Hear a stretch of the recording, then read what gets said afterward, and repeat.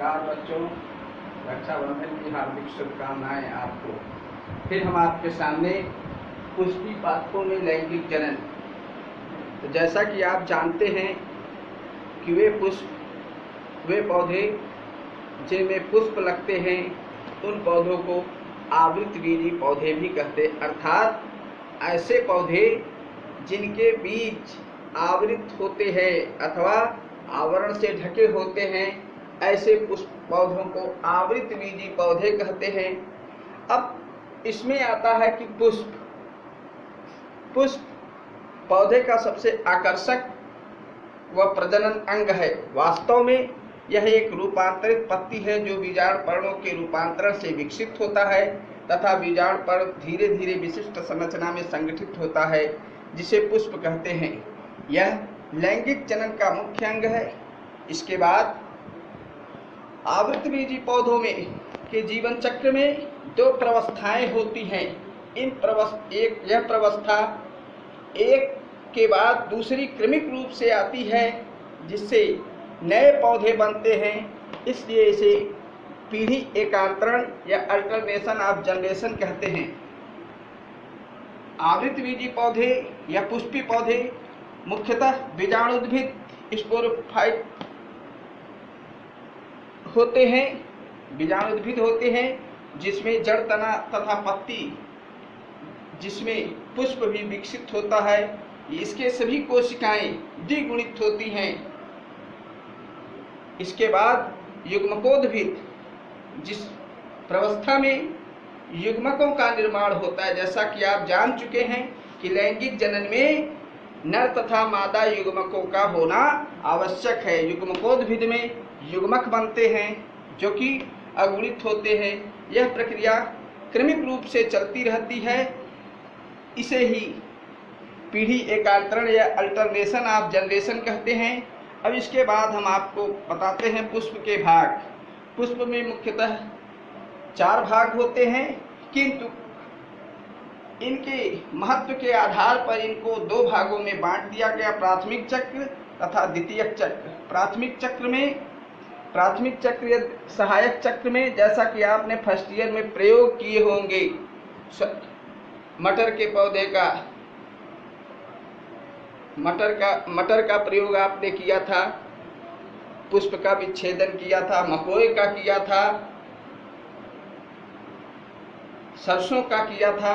उसमें आपने देखा होगा कि बाहर की तरफ 2 चक्र होते हैं, जिन्हें क्रमशः बाह्य दल कैलिक्स तथा दलपुंज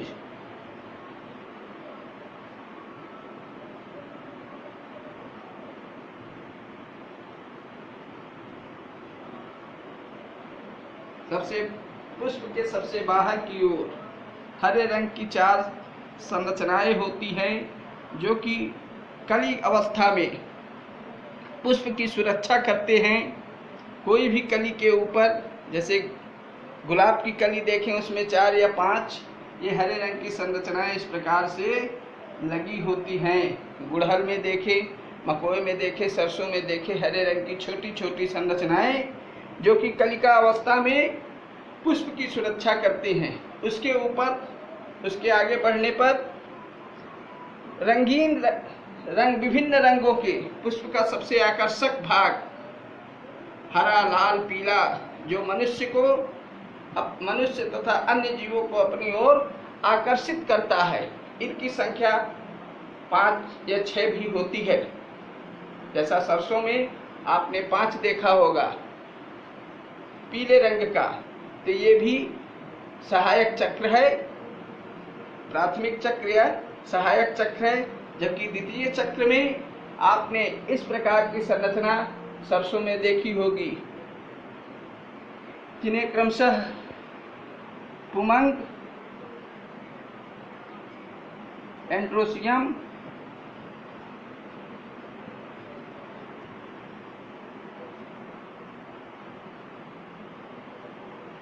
तथा जायांग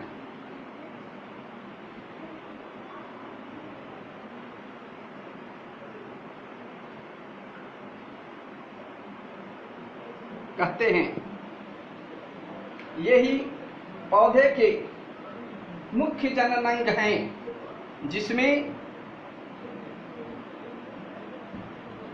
इनके युग्मक नर तथा मादा युग्मकों का निर्माण विभिन्न प्रक्रियाओं से होता है।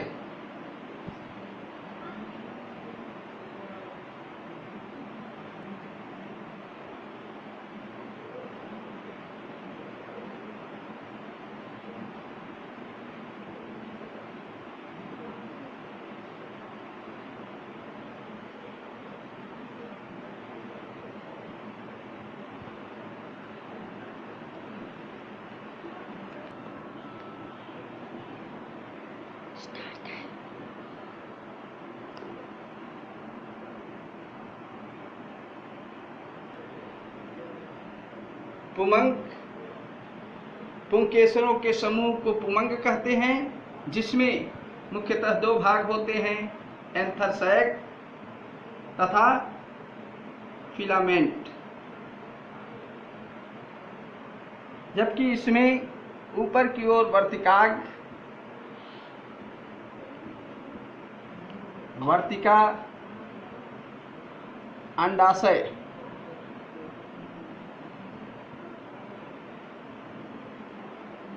Stigma, style, ovary. पुंकेसरों के समूह को पुमंग कहते हैं। यह पुष्प का नर जननांग होता है।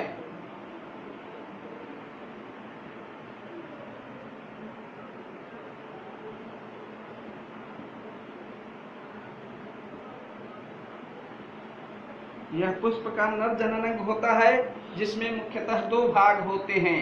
नंबर 1 परागकोश एंथर सैक, जो कि ऊपर टोपी के समान द्विपालित संरचना होती है। उसके नीचे धागे के समान पुतंतु होता है।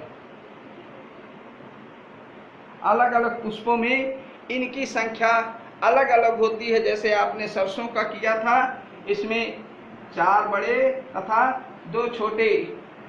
इस अवस्था को टेट्राडाइमिनस कंडीशन या चतुर्दीर्घी प्रवस्था। इसी प्रकार से मटर में आपने 9+A डायडल्फस कंडीशन में देखा होगा। ये अलग अलग फूलों में इनकी संख्या अलग अलग होती है। जिन फूलों में ये उपस्थित होते हैं, इस ऐसे पुष्प को पुंकेसरी पुष्प या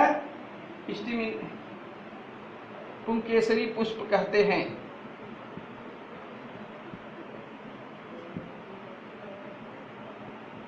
अर्थात ये नर पुष्प होते हैं। जबकि मादा जननांग वर्तिकाग्र, मादा जननांग जायांग, जिसमें 3 भाग होते हैं। ऊपर की ओर चौड़ी संरचना, प्लेटफार्म जैसी संरचना, नीचे सकरी, फिर नीचे फूली हुई संरचना जो अंडाशय है, जिसे क्रमशः वर्तिकाग्र, वर्तिका और अंडाशय कहते हैं। जैसा कि आप इसके नाम से जान रहे होंगे कि इसमें नर युग्मक परागकण का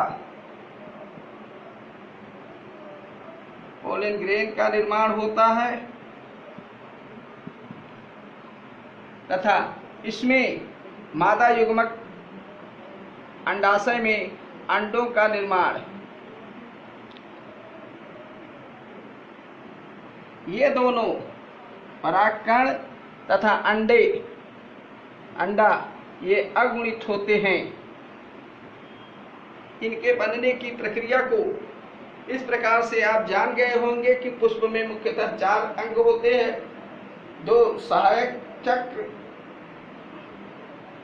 ये आवश्यक नहीं है जनन के लिए, लैंगिक जनन के लिए ये 2 ही अंग आवश्यक हैं। आपके प्रश्नों में पूछा जा सकता है कि पुष्प के नर तथा मादा जननांग या आवश्यक अंगों के नाम बताइए, तो इसमें आप ये दोनों का उत्तर लिखेंगे।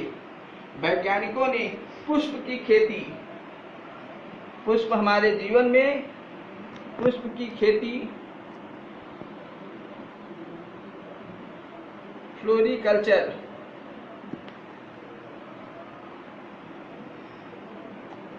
कहलाती है।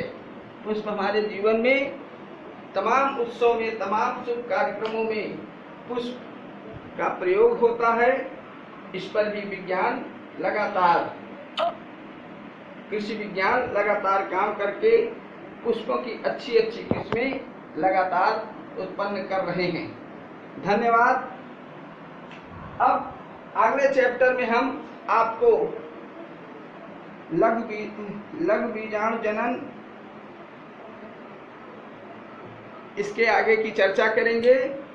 धन्यवाद, नमस्कार। आप हमारे YouTube चैनल को सब्सक्राइब करते रहें, लाइक करते रहें, शेयर करते रहें, जिससे आपके अधिक से अधिक मित्र, सहयोगी इसको देख करके इंटर विषय, इंटर बायो में सहायता प्राप्त करें, अपनी तैयारी करें। धन्यवाद, नमस्कार।